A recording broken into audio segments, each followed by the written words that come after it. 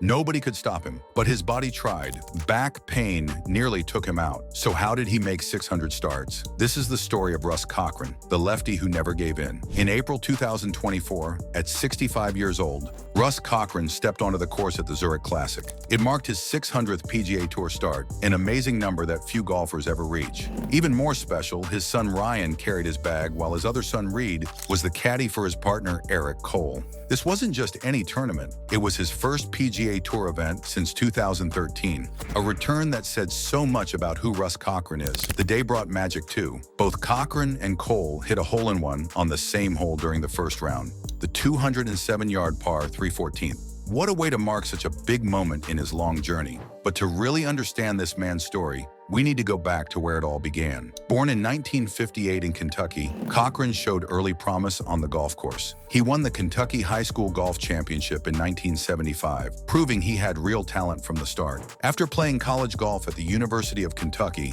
he turned pro in 1979 and made it to the PGA Tour by 1982. What made Cochran stand out right away wasn't just his skill, it was which hand he led with. For years, from the mid-1980s until 1992, Cochran was the only lefty on the entire PGA Tour. Being left-handed in a sport made for righties wasn't easy. He once told stories about having to use ladies' golf clubs when he was starting out, because there just weren't many left-handed options available. But an even bigger challenge soon showed up: his back. Early in his career, pain began to be a regular part of his playing days. For many golfers, back problems mean the end of the road. The twisting motion of a golf swing puts huge pressure on the spine. Some players never recover from serious back injuries. Cochran had to make a choice: give up or change. He chose to change. He switched to a more vertical swing motion. This smart move helped take stress off his back. Don Trahan, a golf coach who runs Swing Surgeon, pointed out that this change was key to Cochran's ability to keep playing for decades. The vertical swing reduced the sideways pressure on his spine that causes many golfers so much pain. This ability to adapt would become one of the biggest themes in Cochran's long career. His big breakthrough came in 1991 at the Centel Western Open. Cochran mounted an amazing comeback, making up a 5-stroke gap over the final 8 holes to beat Greg Norman. His winning score was 13 under par. It was his first and only PGA Tour victory, but it showed everyone what he could do. That same year was his best on tour. He finished second twice, including a tough playoff loss to Craig Stadler at the Tour Championship. He also got a third-place finish that year. These strong results put him 10th on the PGA Tour money list for 1991. Proof he could play with the best in the world. Through the years, Cochran stayed a steady presence on tour. He racked up about 60 top 10 finishes during his PGA Tour days. He tied for third at the 1991 Doral Ryder Open, finished fourth at the 2000 Nissan Open, tied for second at the 1993 Freeport McMoran Golf Classic, and took third at the 1990 USF&G Classic. He also tied for second at both the 1996 CVS Charity Classic and the 1997 Buick Open. His best showing in a major championship came at the 1992 PGA Championship, where he tied for 7th. He also tied for 10th at the 1984 PGA Championship. These top 10 finishes in majors showed he could compete in golf's biggest events. He even set records along the way. During the third round of the 1996 PGA Championship, Cochran shot a 65 at Valhalla Golf Club, setting the course record that stood for 4 years. But records and wins don't tell the whole story of Russ Cochran. His story is about staying power. While flashier players came and went, he kept showing up. His back problems never went away, but he kept finding ways to manage them and play the game he loved. And just like Russ kept showing up weekend after weekend, FUBO shows up for sports fans too. Whether you're chasing golf, football, or anything in between, Fubo has your back with live sports streaming that's easy, flexible, and actually reliable. You can try it right now through our link and support the channel while you're at it. When Cochran turned 50 in 2009, a new chapter opened for him on the Champions Tour. Many golfers find a second win when they join the senior circuit, but few made the most of it like Cochran did. His impact was immediate. He was named Rookie of the Year in 2009 after earning $900,696 in his first season. The next year, he broke through with his first Champions Tour win at the 2010 SAS Championship. Just weeks later, he added another victory at the 2010 POSCO E and C Songdo Championship, where he beat Fred Funk in a playoff. But his biggest Champions Tour moment came in 2011. Cochran won the Senior Open Championship championship, holding off Mark Calcavecchia and Tom Watson to claim his first senior major title. Making it even more special, his son Reed was his caddy that week. This victory made Cochran only the second left-handed golfer after Bob Charles to win a senior major. His success on the Champions Tour didn't stop there. In 2013, he won the Principal Charity Classic by 1 stroke over Jadon Blake. This win was extra sweet because it came after 2 years of dealing with painful rib and wrist injuries. Later that same year, he won the SAS Championship again, beating David Frost by a single stroke. Cochran's record on the Champions Tour shows how consistent he was. He piled up 58 top 10 finishes and made the cut in 220 out of 227 events. Think about that for a moment. He successfully made the weekend in 97% of his tournaments. That kind of consistency is rare in any sport. As the years passed, Cochran began to cut back on his playing schedule. In 2023, at age 64, he still competed in multiple events, but didn't post any top 10 finishes. His best result that year was a tie for 34th at the Shaw Charity Classic. He had several withdrawals too, showing that age and his old back issues were catching up with him. Yet even with these challenges, 2024 brought that special milestone. His 600th PGA Tour start at the Zurich Classic. While he and Cole missed the cut, finishing at 6 under par, the achievement itself was remarkable. Few players have the skill, determination, and physical endurance to appear in 600 PGA Tour events across a career spanning more than 4 decades. Throughout his long journey, Cochran collected quite a list of achievements. Beyond his PGA Tour and Champions Tour wins, he claimed victories in events like the Shootout in 1984 with Bob Charles, the Lime Jamaica Open in 2011, and the Half Moon Jamaica Open in 2012. Earlier in his career, he won twice on the Tournament Players Series, the 1983 Magnolia Classic and the 1983 Greater Baltimore Open. His career earnings surpassed $16.9 million,